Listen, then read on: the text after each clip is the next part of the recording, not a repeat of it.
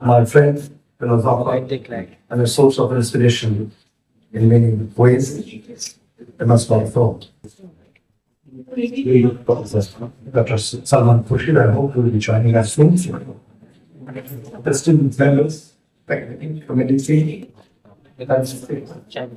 also civil society organizations sharing concerns for inclusive Indian residential walls and around the place.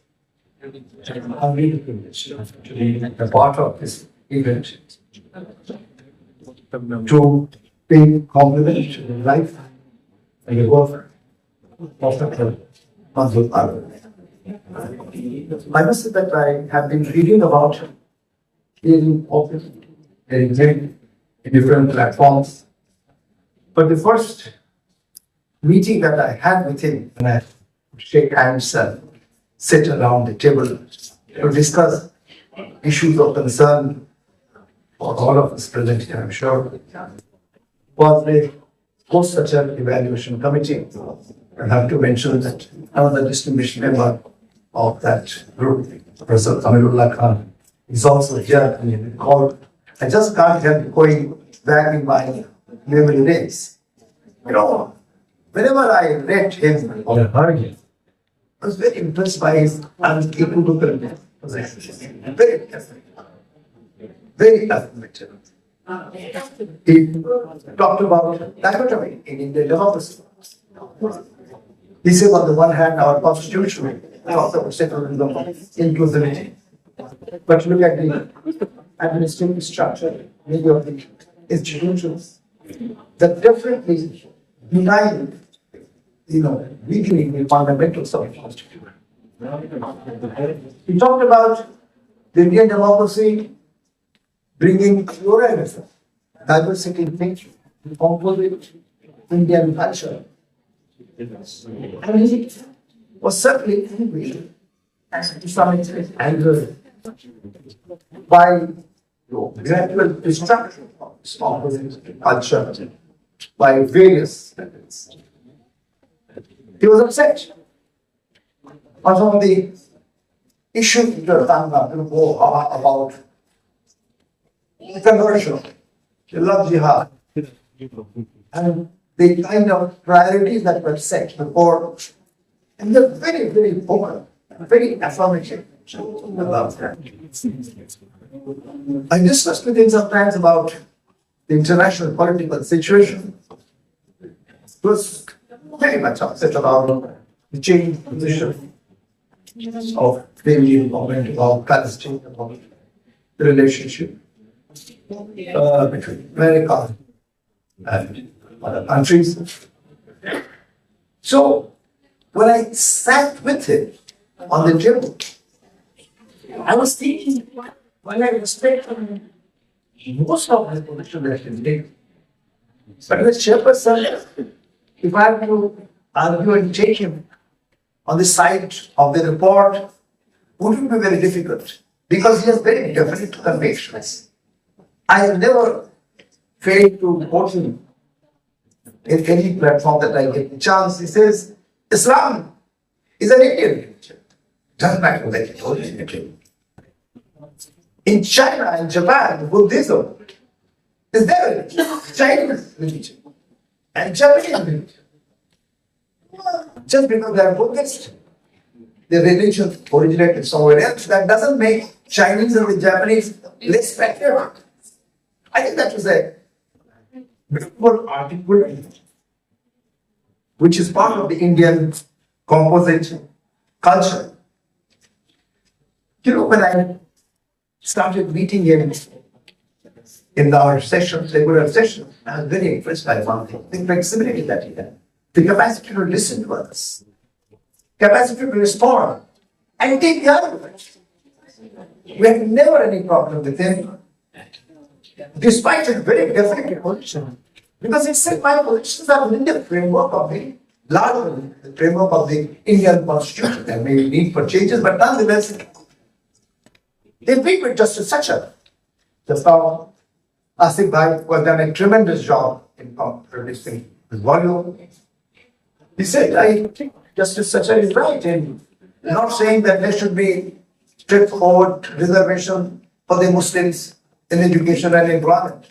Because it is not in the spirit of the Indian constitution.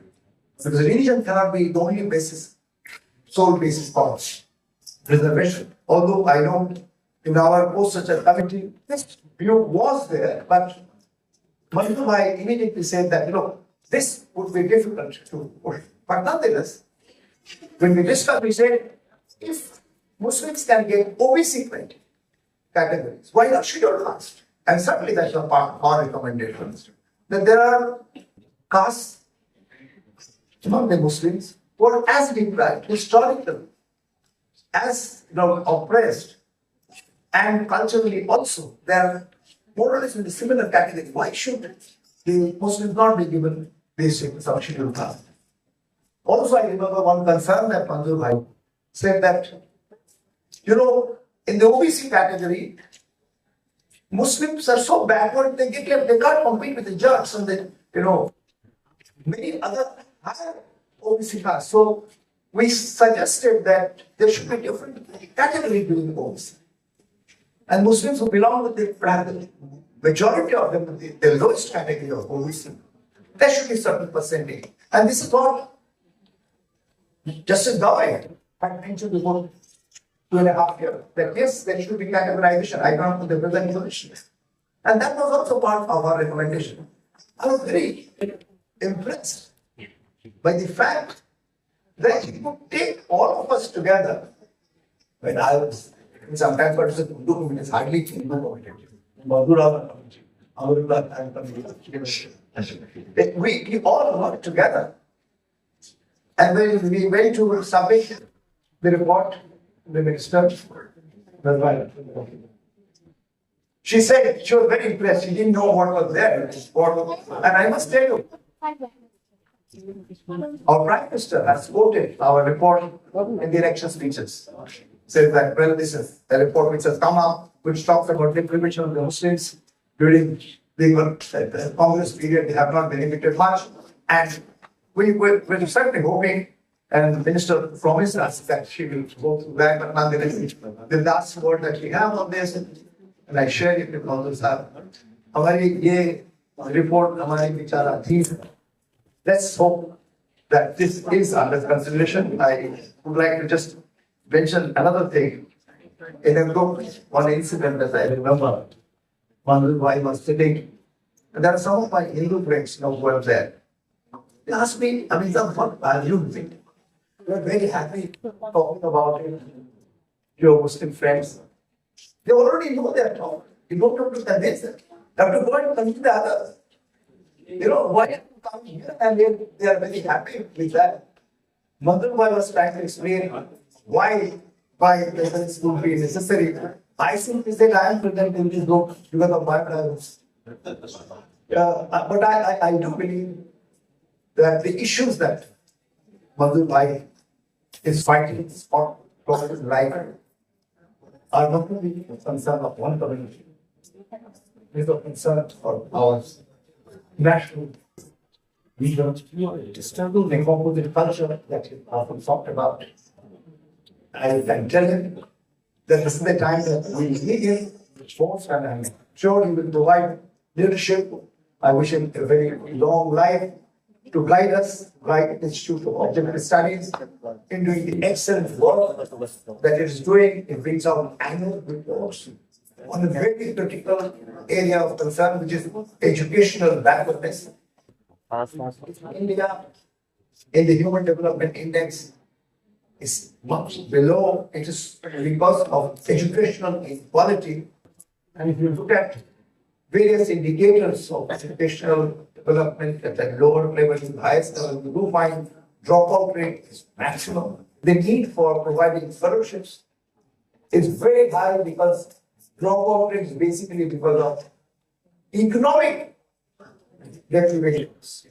So these are the issues that we flagged, and I believe that although the government has said अभी इसको reject नहीं किया है, या हमारी विचाराधीन है, some of my friends were saying that well, perhaps there is no need for such a commission with the government's mind is made up, but I don't think that is lying somewhere in the discussion. And it does create some scope for discussion, and we need people like Dr. Manzoor to be with us and guide us and guide this to sense and this for this opportunity. Thank you.